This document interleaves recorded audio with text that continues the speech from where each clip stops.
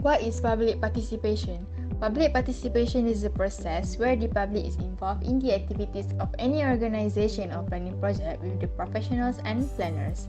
As stated by Whitsitt in 1974, people are able to take part in the shaping of policies and planning that will affect the environment in which they live in.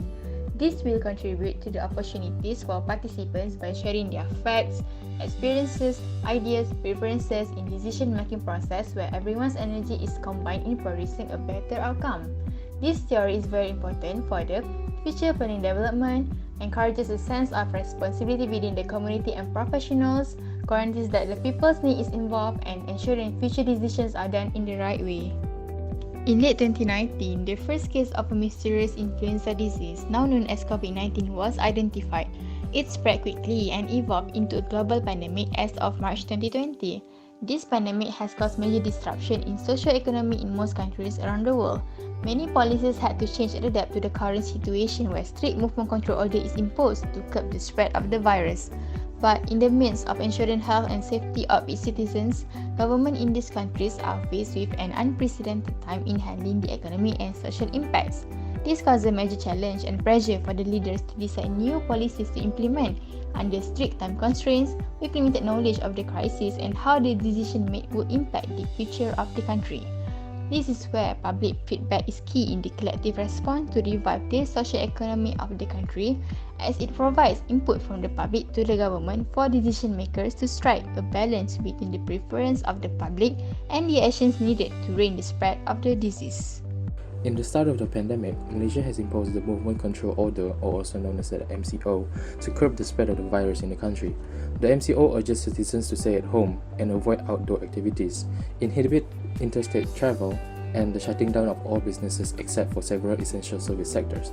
This has affected many Malaysians to suffer financially since they cannot go to work. Schools are also being shut down to limit the movement of people. In terms of a socio-economic, Malaysia was suffering under the MCO, which sparked public outcry regarding the situation. The public voiced out their issues and opinions so that the government would slowly and partially relax the MCO regulation to allow them to go back to work and earn a living again. This is because some job tasks cannot be done from home, for example, the agriculture and construction industry. Cleaners, taxi drivers, retail, food and beverages, businesses are all tasks that cannot be done through the face of a computer screen. The public also urges the government to reopen the educational sector because some families cannot afford to go through the online distance learning method. Gadgets such as smartphones and laptops, as well as a steady and strong internet connection, is a necessity for online distance learning, where these requirements may seem far-fetched for some lower-income families. As a response, the government have heard and evaluated the feedback of the public towards MCO and eventually compromised and relaxed the Movement Control Order to become Conditional Movement Control Order, or the CMCO. The CMCO finally relaxed the regulation to allow the public to go out, small businesses to operate and have controlled interstate travel, with the condition that every party should abide by the strict Standard Operation Procedure (SOP) to keep the spreading of the virus at bay. Through this, citizens can start to slowly earn back their living and not worry too much about financial issues in the midst of pandemic. Also, during the MCO, government have acknowledged that the country's internet coverage infrastructure is inadequate and subpar for a developing country in the 21st century. Planners of tomorrow really need to step up their game in providing fast and reliable internet connection for Malaysian citizens to ensure a more resilient and proactive community even when a global pandemic hits and there is a movement control order being imposed.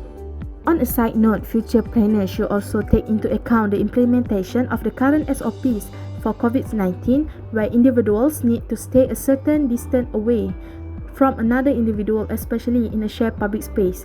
This means that all places outside of one's homes need to be spacious to allow people of the public to follow the SOP by avoiding crowded and cramped spaces, especially in office space, retail space, dining space, and recreational open space. In short, sometimes doing the right thing for one problem can cause another problem to occur. This is what happened when MCO was imposed towards the citizens of Malaysia. On one hand, the government is trying hard to prevent the spread of the virus in the country by implementing the MCO. But on the other hand, because of MCO, the socio-economic of the country is on the brink of collapse. But thanks to quick action and the involvement of the public to voice their problem, Malaysia has relaxed the MCO regulation and, as of now, has somewhat reached a balance of maintaining COVID-19 SOP and reviving the economy of the country. Therefore, it is important for the community to cooperate with the professional in the decision-making department to improve the quality and legitimacy of decision-making as well as building the capacity of all to involve and engage in policy-making process. Community should always take part in governmental decision-making processes as the policies reached will affect the life of all citizens just like how MCO did to the socio-economic impact of the country.